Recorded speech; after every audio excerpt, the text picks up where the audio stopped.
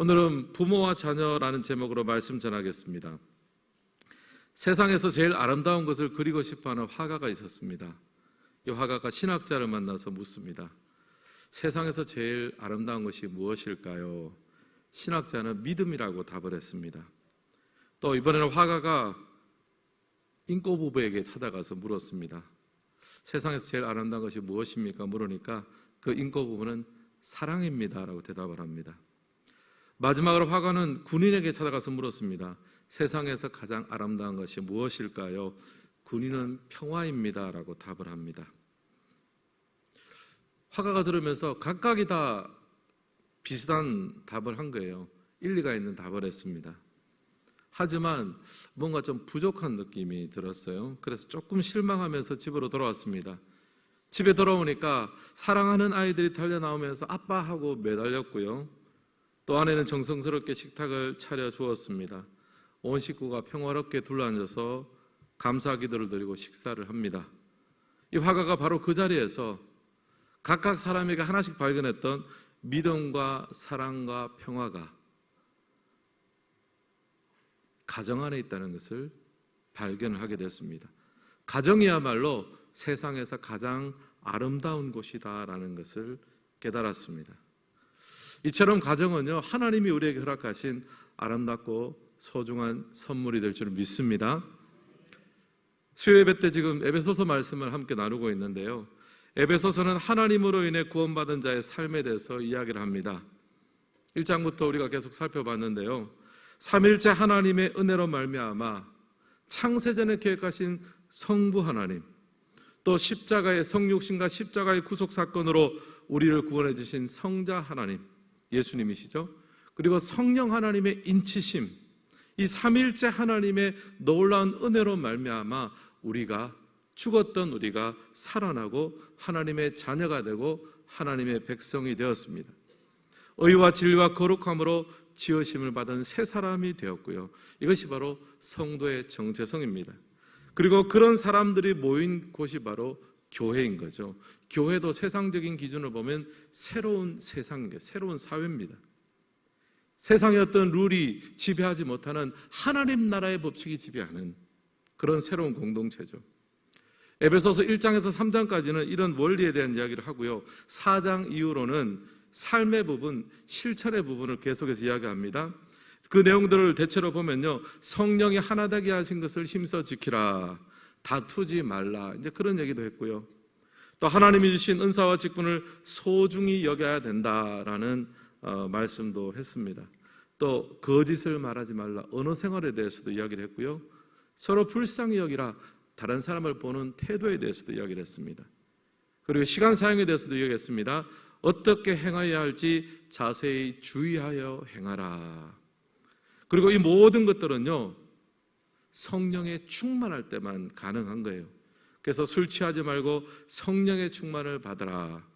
영성 관리에 대해서도 사도 바울이 이야기를 했습니다. 그리고 5장 후반부터는요, 더 실제적인 얘기를 하는 거예요. 가정 문제를 다루기 시작합니다. 가정이야말로 하나님 나라가 구현되어야 될 제일 중요한 자리잖아요. 그래서 지난번에 다뤘던 것이 아내와 남편의 문제입니다. 아내들은 남편에게 순종하고 복종하고요, 남편들은 아내를 사랑하기를 예수님이 교회를 사랑하신 것처럼 하라. 이 사랑과 순종이 부부간에 선순환을 이룰 때 하나님이 허락하시는 아름다운 가정을 이룰 수가 있습니다. 여러분, 지금 말하는 것처럼 이 모든 은혜가 우리 모든 성도님들의 삶과 가정 가운데 이루어지기를 주님의 이름으로 축원합니다. 이렇게만 되면 얼마나 좋겠습니까? 근데 현실의 우리 가정을 보면은 오해도 있고 깨어짐도 있고 상처도 받고, 사실 상처를 누구한테 받습니까? 가장 친한 사람한테 받는 거예요. 지나가는 사람한테는 상처를 받지 않습니다. 그냥 한번 안 보면 그만이잖아요. 가까운 사람한테 상처를 받거든요. 굳이 통계까지 이야기하지 않더라도 가정은 우리의 보금자리가 되는 것이 아니라 아픔과 상처가 가득한 곳이 되어가고 있습니다. 오늘 그 본문을 보면요, 이 가정 안에서 조금 더 나아가서 자녀와 부모와의 관계를 이야기합니다. 부모는 자녀에게, 또 자녀는 부모에게 어떠한 자세를 가져야 하는가? 그리스도 안에 새 사람을 입은 사람으로서 가정에서 부모님을 어떻게 대하고 또 자녀를 어떻게 대해야 되는가? 그 이야기를 오늘 다루고 있습니다. 예수님을 닮아가며 우리의 모든 상처가 회복되어지고 정말 하나님의 기쁨이 되는 믿음과 소망과 사랑이 가득한 그런 가정이 될 수 있기를 주님의 이름으로 축원합니다. 이런 마음을 가지고 오늘 본문을 보면서요, 이 자녀와 부모 간에 대해서 한 3가지 정도 저희가 배울 수 있는 것 같아요. 첫 번째는요, 자녀들이 먼저 부모에게 해야 될 것이 있어요. 첫 번째는 순종하라입니다. 1절과 2절 우리 같이 한번 읽겠습니다. 시작. 자녀들아, 주 안에서 너희 부모에게 순종하라. 이것이 옳으니라. 내 아버지와 어머니를 공경하라. 이것은 약속이 있는 첫 계명이니. 아멘. 자녀가 부모에게 행해야 될 것을 이야기하는데요, 먼저 순종하라부터 이야기를 하고 있습니다. 사도 바울은 지금 자녀에게 명할 때 부모에게 먼저 순종을 하라라고 합니다. 이것이 옳으니라, 당연하다라고 말합니다.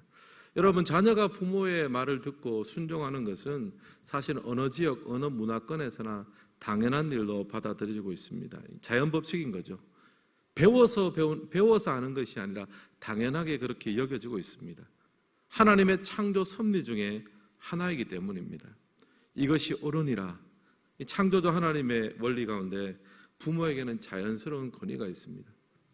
예전에 이 본문 가지고 제가 주일에도 한번 설교를 했는데요, 이 부모의 권위가 요즘 많이 떨어지고 있다라고 말씀을 드렸어요. 특별히 사회적인 요인도 좀 큰 것 같습니다. 예전에는 우리가 세상을 살아가는데 필요한 지식과 지혜를 누구로부터 배웠습니까? 부모님에게 다 배웠잖아요. 어떻게 농사를 지어야 되고 뭐 사냥을 어떻게 하고 부모님한테 다 배웠습니다. 그래서 부모에게 순종하라는 곧 생존 방식인 거예요. 살려면 부모에게 순종하고 배워야 됩니다. 부모는 자녀에게 권위자였습니다. 근데 요즘은 어떻습니까? 자녀가 삶에 필요한 것을 부모에게 배웁니까? 아니면 다른 데서 다 배웁니까? 요즘은 다른 데서 다 배우잖아요. 스마트폰 뭐 켜면은 거기서 다 나오잖아요. 다 가르쳐주고. 자녀가 사춘기가 돼서 방문 닫고 들어가면은 뭐 이제 부모가 뭐 손도 못 대잖아요. 부모의 권위는 사회 구조상 자연스럽게 약해지고 있습니다.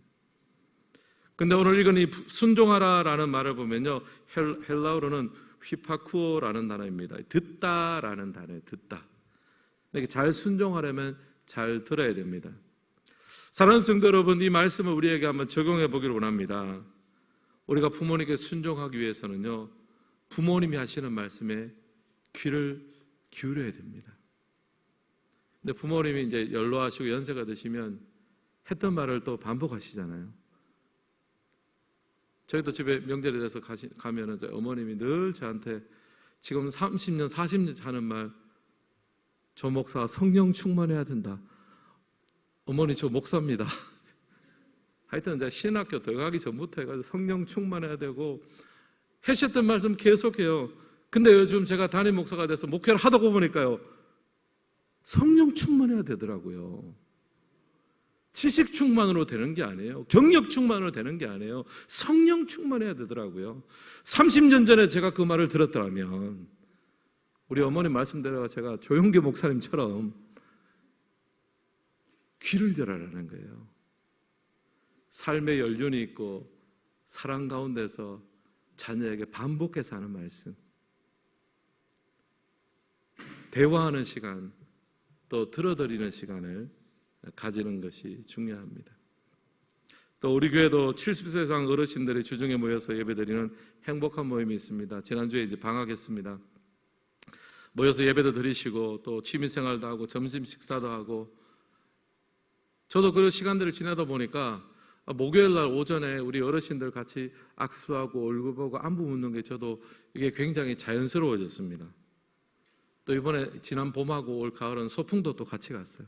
같이 가서 사진도 찍어드리고 또 이런저런 교회 얘기도 하면 또 들어드리고, 물론 그 교회에 대한 이런저런 건의가 제가 뭐 다 그대로 실행하지는 못하더라도 그 속에는 지혜가 담겨 있잖아요. 교회를 위한 사랑이 담겨 있거든요. 자, 오늘 수요 예배인데요.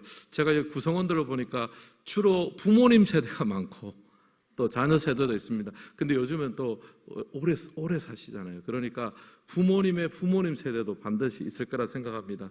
여러분, 이번 주에 집에 가시면요, 반드시 부모님을 찾아뵙거나 안부 전화를 드리십시오. 그리고 조건이 있습니다. 부모님이 하시는 말씀을 끊지 마세요. 다 들어보십시오. 다 듣고 끝까지 들으시기를 주님의 이름으로 축복합니다. 아멘이 작았습니다. 이게 다 듣고 말을 끊지 않고 다 들어드리고, 또 부모님 안 계시면 우리 교회 어르신들 많지 않습니까? 외롭고 적적하신데 또 전화도 좀 드리고, 또 만나서 이야기도 듣고, 또 같이 기도도 하고, 또 식사도 좀 대접해 드리고, 그렇게 해서 또 부모님과 또 우리 영적인 부모님 되는 우리 믿음의 선배님들의 그 말을 귀담아 듣고 순종할 수 있기를 주님의 이름으로 축복합니다. 이게 지금 하나님께서 우리가 원하시는 것이었고요. 두 번째, 자녀들이 또 부모에게 행해야 될 것이 있습니다. 공경하라라는 말을 했습니다. 우리 2절 말씀 다시 한번 같이 읽겠습니다. 시작. 내 아버지와 어머니를 공경하라. 이것은 약속이 있는 첫 계명이니 이로써 내가 잘되고 땅에서 장수하리라. 아멘. 공경은 순종하고 좀 다른 의미입니다. 공경은요, 비중 있게 여기라, 무겁게 여기라고 했습니다.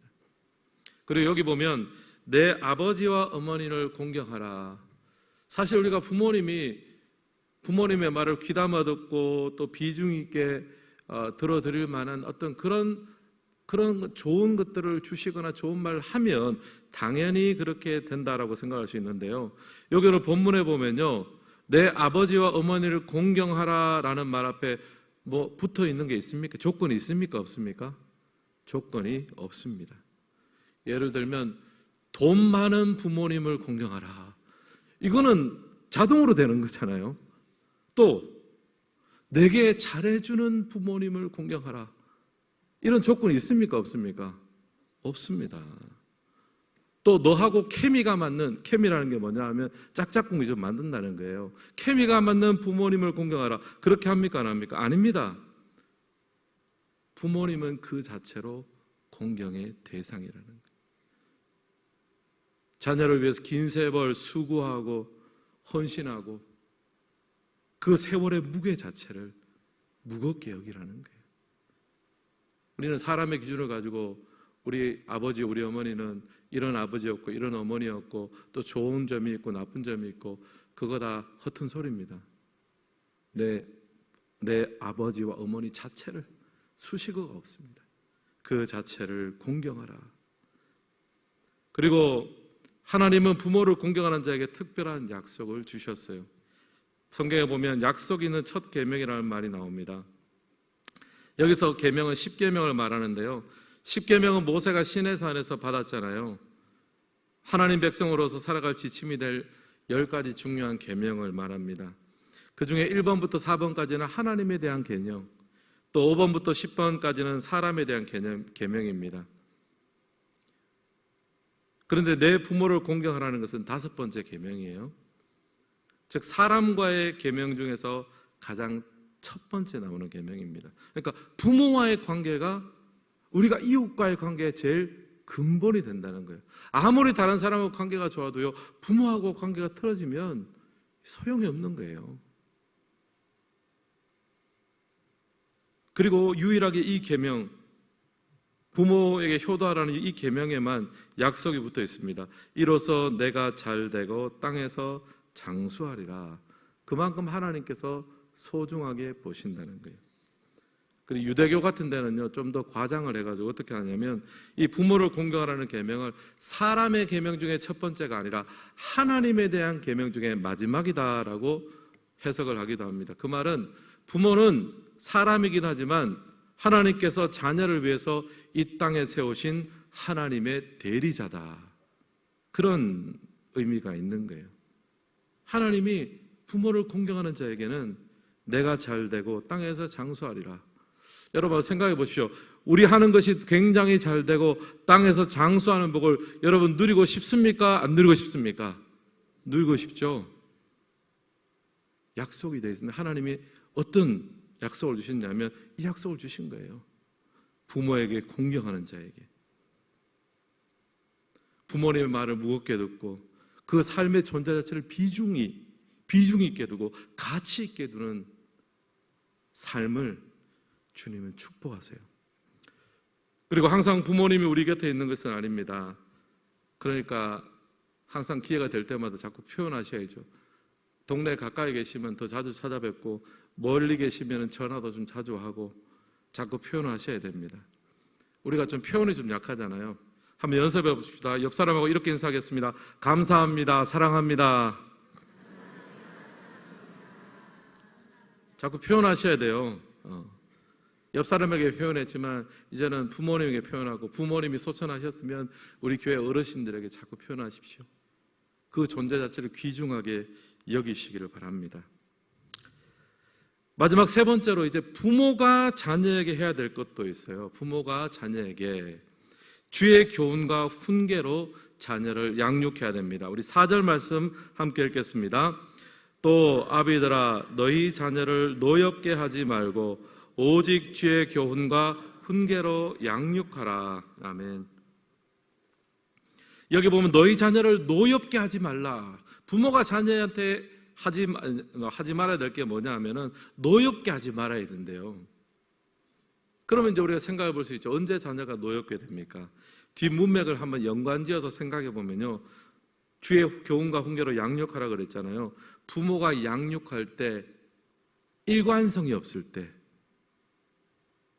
주의 교훈과 훈계가 아닌 그냥 자기 기분, 자기 성격, 그냥 자기의 어떤 그 개통 철학을 가지고 자녀를 어떨 때는 이렇게 가르쳤다가 어떨 때는 이렇게 가르치고, 그렇게 하면 자녀에게 마음에 어떤 게 생깁니까? 분노가 생긴다는 거예요. 아버지는 나한테, 본인은 그렇게 못 살면서 나한테는 이렇게 하라고 그러고 분노가 생기는 거죠. 그렇게 해서 순종하면 뭐가 됩니까? 순종이 아니라 굴종이 되는 거잖아요. 자녀 입장에서는 이해가 되지 않습니다. 분노가 일어나게 되는 거죠. 자녀 양육의 기준은요, 주의 교훈과 훈계로 양육해야 될 줄은 믿습니다. 그러기 위해서는 부모가 어떻게 해야 되겠습니까? 먼저 우리 스스로가 주의 교훈과 훈계로 양육을 받아야 됩니다. 잘 가르치는 부모, 잘 양육하는 부모는요, 잘 배우는 부모인 거예요. 누구로부터요? 하나님으로부터, 성경으로부터. 우리가 먼저 배울 수 있어야 됩니다. 우리가 먼저 배우고 그 하나님의 말씀의 분명한 기준, 주의 교훈과 훈계로 내 스스로 배워서 무장을 하고 난 다음에 그 일관된 기준을 가지고 양육하면요, 조금 부침이 있을지는 몰라도 적어도 분노하지 않겠죠. 아버지는 이렇게 말하고 본인은 그렇게 살지 못하고, 이런 건 굉장히 치명적이잖아요. 사랑하는 성도 여러분, 오늘 또 저를 포함해서 사실 저도 똑같습니다. 동일한 마음이에요. 저를 포함해서 우리 모두는 어쩌면 이 시대의 부모들입니다. 그리고 자녀가 있지 않고 결혼하지 않았다고 하더라도 우리의 주변에는 우리의 삶을 바라보고 있는 그런 영적 후손들이 많이 있는 거예요. 오늘 이 말씀을 가지고 우리 스스로에게 도전해 보길 원합니다. 우리는 하나님 앞에 배우고 있는 사람들입니까? 성경을 펴는 사람들입니까? 기도의 자리가 회복되어 있는 자리입니까? 누군가를 가르치기 전에 먼저 하나님으로부터 배울 수 있기를 주님의 이름으로 축복합니다. 주의 교훈과 훈계로 먼저 내가 배우는 자가 자녀를 분노함을 일으키지 않는 가르침, 양육을 할 수 있습니다. 어제 우리 제자훈련 제가 인도를 하고 있는데요. 제자훈련 어제 이제 암송 시험을 치고 마무리를 했습니다. 지난 1년 동안 함께 울고 함께 웃었죠. 일주일에 날을 정해서 같이 몇 시간 모여서 성경 공부하고, 근데 사실 그 모여서 성경 공부하는 거는 성경 공부지 훈련이 아니거든요. 그러면 나머지 6일 동안 제가 생활 숙제도 냅니다. 말씀대로 살아보기 훈련. 그리고 하나님 앞에서를 작성해서 매일매일 어떻게 내가 기도를 했고 또 예배 생활을 어땠고 뭐 그런 시간도 점검을 합니다. 그게 사실은 제자훈련이거든요. 그래서 일주일에 그 몇 시간 성경 보고 알았구나 이게 아니라 일주일 전체가 7일 전체가 하나님 앞에 살아갈 수 있도록 하는 훈련. 이번에도 제가 또 예수 동행 일기라는 것에 또 꽂혀가지고 우리 훈련생들한테 다 예수 동행 일기를 다 쓰게 했습니다. 좀 부담이 있었죠. 그렇다고 여러분 제자훈련 나중에 신청 안 하시면 안 됩니다. 굉장한 어마어마한 은혜가 있어요. 예수님과 동행하는 것을 그냥 흘러가면 안 됩니다. 적어보고 기록하면요 영적 저널이 돼서 남는 거거든요. 훈련을 마치면요 사실은 한두 달 지나면 좀 느슨해집니다. 왜냐하면 사람이 또 쉽게 변하지 않습니다. 하지만 훈련을 하면 정답은 아는 거예요. 어떻게 살아야 되는지를 아는 거거든요. 영적 근육의 길이 들어가는 거예요. 그래서 언젠가 하나님께서 다시 부르실 때에 그 영적 근육의 길이 들었던 대로 회복되어지는 역사가 일어나게 됩니다. 여러분 사람은 완전하지 않습니다. 그러므로 평생 배우고 평생 훈련해야 될 줄을 믿습니다. 언젠가 주님께서 오병이어 같은 우리의 배움을 사용하기 원하실 때 주님 앞에 내어드릴 수 있는 작은 도시락이라도 준비되어지고 훈련되어지고 축적되어져야 되지 않겠습니까? 말씀 앞에 서시고 주의 교훈과 훈계로 먼저 우리가 배우고 그 배운 대로 우리의 자녀와 영적인 후손들에게 훈계하고 가르칠 수 있기를 주님의 이름으로 축복합니다. 그럴 때 자녀들이 분노하지 않고요 자녀들의 순종이 굴종이 되지 않습니다. 사랑하는 성도 여러분, 오늘 말씀을 마무리하겠습니다. 그리스도 안에 새롭게 된 정체성을 가진 그 하나님의 백성들의 가정, 또 특별히 그 중에서 부모와 자녀의 관계는 어떠합니까? 자녀는 부모에게 순종과 공경으로, 부모는 자녀에게 주의 교훈과 훈계로 가르칩니다. 먼저 자신이 배우고요, 자신이 먼저 배운 것을 자녀에게 가르칠 때 자녀의 순종이 굴종이 되지 않고 분노가 일어나지 않습니다. 제가 이 말씀을 묵상하면서 마무리하면서 한 가지 생각이 들었습니다. 에베소서 말씀을 보면 이 모든 것이 삼일째 하나님의 은혜 가운데 시작되었는데, 이것도 해야 되고 저것도 해야 되고 가정에서 해야 되는 거 많죠. 언제 이 모든 걸 할 수 있습니까? 그 삼일째 하나님께서 우리에게 은혜를 주실 때, 하나님의 한량없는 은혜를 주실 때 우리의 가정에 순종과 공경, 또 우리의 가정에 주의 교훈과 훈계로 가르치는 일이 일어나서 믿음과 소망과 사랑이 넘치는 그런 가정과 우리 식구들이 다 될 수 있기를 예수님의 이름으로 축복합니다.